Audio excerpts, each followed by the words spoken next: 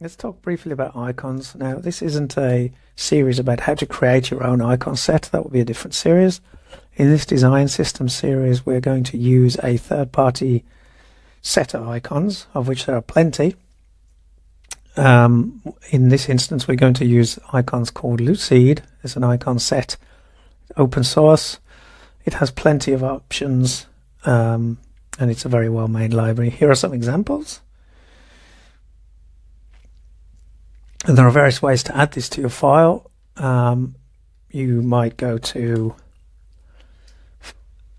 Google and find the Figma community, and there you can search for Lucide, and you'll see all of the options here. For example, this is the one we chose. If we click on that, we can thank Tamar Titlock for preparing this for us.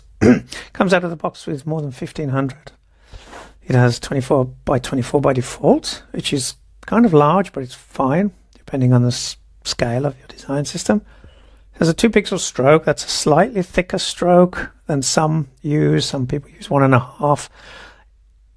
For this course, it doesn't really matter. We're not going to focus so much on the details of the stroke, but you would be careful in some instances to ensure that your icon stroke is very similar to your typography stroke.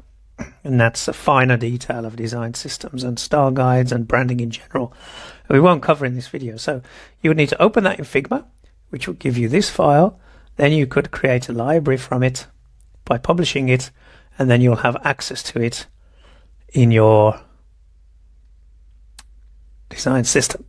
It would appear in the design system. I have it here, and then we can use it via the assets or via the search. The other way is to use the plugin. So here I have the plugin. If I just select that, it will go and fetch all of the icons for me. Seems to be taking its time. There we go. And I can just select one of those and it will appear on the page. So that's the other method. I prefer the library method, and that's the one we're going to go with. So if you're following along, you should install it as a library, because that's how I'm going to be consuming it going forward.